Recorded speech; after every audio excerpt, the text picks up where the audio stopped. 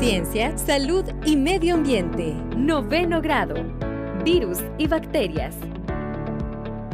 Hola estimados estudiantes, bienvenidos nuevamente a Aprendamos en Casa.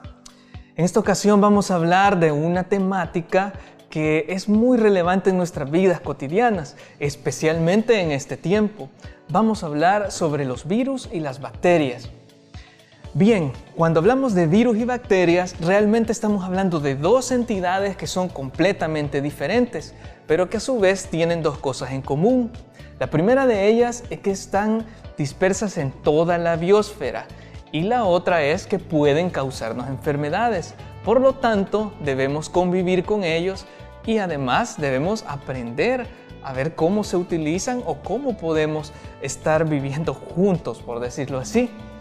Pues bueno, seguramente, como ya estamos en un grado avanzado, tengas algunos conocimientos previos tanto de virus como de bacterias. Pero deshagámonos de los prejuicios y empecemos desde el inicio. Para ello, primero revisaremos un poco de historia. Virus o bacteria. Lo mencionamos siempre. La primera persona que observó bacterias fue Antoine van Leeuwenhoek, usando un microscopio que él mismo diseñó. Leeuwenhoek les nombró animáculos, incluyendo también a otros microorganismos. El nombre bacteria lo introduciría Christian Ehrenberg en 1828. Pero al hablar de bacterias no podemos dejar de mencionar a Louis Pasteur, padre de la bacteriología junto a Ferdinand Kohn y a Robert Koch. Los trabajos de Pasteur terminaron por derrocar la teoría de la generación espontánea, ayudaron a instaurar la teoría del germen y también la vacunación. Hacia 1884, Charles Chamberlain inventó el filtro Pasteur-Chamberlain, con poros tan pequeños para remover cualquier bacteria. Todo parecía encajar para el trabajo microbiológico, pero ninguno de estos grandes científicos tenía idea de lo que faltaba por descubrir. A finales del siglo XIX, estudiando la enfermedad del mosaico del tabaco, Dmitri Ivanovsky presentaría la primera evidencia concreta de la existencia de un agente infeccioso no bacteriano. Ivanovsky pasó extractos de plantas infectadas a través del inigualable filtro Chamberlain, pero no pudo retener al agente responsable, por lo que pensó que se trataba de una toxina bacteriana. Por el contrario, en 1898, Martinus Beijerinck replicó los experimentos convenciéndose de que la enfermedad era producida por una nueva forma de agente infeccioso, al que llamó virus, pero no lograría demostrarlo. Verán, en aquel tiempo toda enfermedad se atribuía a bacterias o a sus productos, y por tanto que los agentes podían cultivarse. En 1903, Ivanovsky regresa con una publicación donde describe cuerpos cristalinos anómalos en las células vegetales infectadas. Se trataba de los efectos del virus del mosaico del tabaco, o TMB. A pesar de ello, continúa intentando cultivar lo que siempre consideró una bacteria. Hacia 1917 se abre la puerta del estudio detallado de los virus, cuando Frederick Port y Félix Deherelle de forma independiente logran aislar y cultivar bacteriófagos, virus que atacan a las bacterias. Mientras Port seguía pensando que se trataba de moléculas de origen bacteriano, Deherelle intuyó que podría tratarse de agentes manipulables para controlar bacterias. De hecho, es con esta aproximación que inicia el estudio de la biología molecular, con un grupo de investigación conocido popularmente como Grupo Fago. Afortunadamente, el trabajo de estos científicos ha servido de mucho para que podamos entender la estructura y el comportamiento, cómo infectan los virus, por ejemplo. Entonces acá tenemos unos modelos que nos van a ayudar a entender cuál es esta estructura. Lo primero que notas en estos tres modelos es que carecen de células, como es el modelo que tenemos acá, de una célula eucariota. Si se fijan, no tienen tantas características en común, es por ello. Ahora, estos virus entonces, que no carecen de célula, ¿qué son? Sabemos que la teoría celular nos indica de que todo ser vivo está compuesto por al menos una célula. Entonces, la lógica nos diría de que no son seres vivos. Sin embargo, los virus, aunque carecen de esta célula, tienen unas funciones que realizan que son bastante parecidas a las de un ser vivo.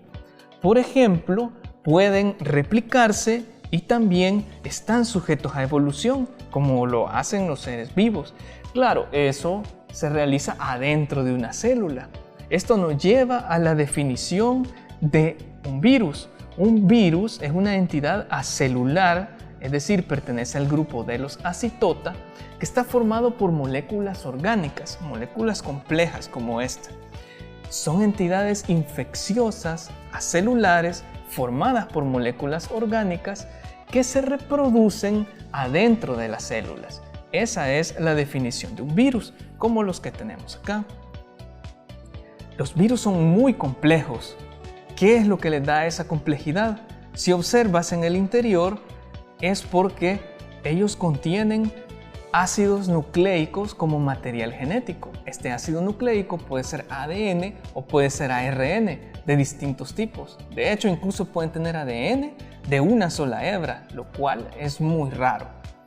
Ahora, si ustedes observan adentro, además del material genético que está representado por esta estructura enrollada, tenemos estas otras estructuras que son nucleoproteínas. Es decir, el virus también tiene proteínas. Es un paquete de proteínas que le ayuda al virus a reproducir su misma estructura y a entrar a una célula. Pueden ser enzimas, pueden ser proteínas receptoras, en fin, son herramientas que le sirven a un virus específicamente para entrar a la célula, tomar el control de ella y así replicar otras entidades como esta que llamamos viriones, solo la entidad. Ahora bien, todo esto, o sea, tanto los materiales genéticos de cualquier virus, más el conjunto o kit de proteínas que permiten la infección, están contenidos en otra estructura que llamamos cápside, que básicamente es esta que tenemos acá arriba. Las cápsides también son estructuras proteicas que normalmente tienen formas geométricas. Pueden ser poliédricas, como este icosaedro, también pueden ser unas estructuras helicoidales, como este modelo que está acá, e incluso pueden ser esféricas. Ahora bien, también existen virus como este modelo de bacteriófago que lo que nos indica es que es una cápside compleja.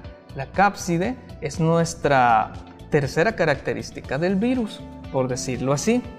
Ahora bien, aún existe otra parte de un virus, de los que son más complejos, que se llama envoltura, es decir, esta cápside se encuentra cubierta por un material que normalmente son lípidos y glicoproteínas que provienen de las membranas celulares de las células. En este modelo, este que estamos observando es una representación de un ebolavirus. Este ebolavirus contiene el material genético en su interior, una cápside helicoidal, algunas enzimas para reproducirse y la cubierta que ven encima está hecha por esta membrana. Son virus con envoltura. Bien, entonces, resumiendo, hemos visto las características de un virus, que básicamente no están vivos, aunque cumplen algunas funciones de los seres vivos. Poseen material genético que está en su interior, están ensamblados en una cápside que puede tener distintas formas y hay otros virus que pueden tener una envoltura. Esta envoltura los protege y los vuelve muy infecciosos. Son ejemplos, por ejemplo, los coronavirus, los herpesvirus, el virus del VIH y el ebolavirus. Bien, ahora que sabemos más sobre la estructura de los virus y algunos aspectos de su comportamiento, vamos a ver un poco más sobre células, pero no será esta, vamos a ver bacterias. Podríamos decir que la célula procariota es aquella donde es posible observar únicamente los elementos mínimos que permiten la vida. Si recordamos, las partes infaltables en la anatomía de una célula son la membrana plasmática, el citoplasma y el material genético, obviamente con su maquinaria de funcionamiento, como es el caso de los ribosomas. Bien, La célula procariota típica posee estos tres elementos y usualmente una pared celular. Esta pared es una estructura rígida proteica, una protección que mantiene su integridad física. ¿Por qué perdería su integridad física una bacteria, por ejemplo? Pues por la enorme diferencia de presión en su medio interno. Recordemos que el mundo dentro de una célula es completamente diferente al exterior. Esto es posible gracias a la membrana plasmática, una estructura dinámica que limita lo que puede entrar o salir de una célula, pero que es permeable al agua. La gran cantidad de moléculas orgánicas y otras sustancias, tales como sales dentro de una célula, implica que el agua circundante se verá forzada a entrar por ósmosis. Esto lo vimos en nuestro primer experimento. Si la pared celular no existiera, una bacteria se hincharía hasta explotar por exceso de agua. La pared celular evita esta explosión mientras soporta una presión interna de hasta unas 4 atmósferas. Otra característica notable de un procariota es la ausencia de núcleo, de donde deriva su nombre. El ADN se encuentra en una región nuclear, más o menos al medio de cada célula, formando un único cromosoma circular. Los cromosomas son asociaciones muy compactas entre moléculas de ADN y proteínas, lo que permite la organización y protección del valioso material genético. Que los procariotas tengan un único cromosoma laxo significa que el ADN posee poca cantidad de proteínas asociadas, de manera que su lectura y replicación pueda ser inmediata. Pero además, el cromosoma circular le permite a la célula leerlo en ambas direcciones de manera simultánea. Como resultado, las bacterias generan respuestas muy rápidas al ambiente, incluyendo su reproducción masiva. Por otro lado, los ribosomas son indispensables para poner en funcionamiento las instrucciones contenidas en el material genético. Por lo tanto, es un elemento común a todas las células. Cada ribosoma está compuesto por subunidades de ARN, otro tipo de material genético procedente del ADN. Es en los ribosomas que se producen las proteínas, por ejemplo, las que forman la pared celular, las de la membrana plasmática y las que protegen y leen el ADN. Muy bien, tenemos la estructura básica de un procariota, pero ¿cómo se desplaza? Con flagelos. Estas estructuras en forma de látigo están formadas también por proteínas y aunque sobresalen de la pared celular, se controlan desde el citoplasma. Las bacterias rotan los flagelos como si fueran hélices de una lancha para generar impulso motriz, lo que les permite desplazarse. Una bacteria puede tener varios flagelos. Es muy probable que en este momento ya tengas idea de lo importante que pueden llegar a ser los virus y las bacterias en la salud humana y cómo influencian también en nuestras vidas cotidianas. Sin embargo, deberías saber también que las bacterias y los virus pueden ser utilizados por los seres humanos. Por ejemplo, los probióticos. Los probióticos son cepas bacterianas y de hongos que vienen en los alimentos y que nos ayudan a mejorar nuestra digestión. De hecho, son indispensables en los intestinos de los seres vivos. También existe una generación de fertilizantes que se utiliza implantando bacterias en los suelos. Estas bacterias fijan el nitrógeno y ayudan a que las plantas se nutran mejor. Por otro lado, incluso los virus pueden ser utilizados como vectores para modificar material genético, ya sea en investigación o como terapias para tratar enfermedades. Muy bien, entonces resumiendo, hemos visto que los virus son entidades acelulares formados por material genético y una cápside. Se consideran parásitos obligados, ya que solo pueden reproducirse adentro de una célula. Por otro lado, las bacterias no tienen nada que ver, son entidades celulares que tienen una membrana, un citoplasma, material genético y que cumplen diversas funciones en los ecosistemas y obviamente hacen todas las funciones de los seres vivos. Más adelante veremos más acerca de esta importancia que tienen ambos grupos. Por el momento nos quedaremos hasta acá. Ahora ponte a prueba. Son complejos supramoleculares formados por ADN o ARN y proteínas. A. Células. B. Virus. O C. Bacterias.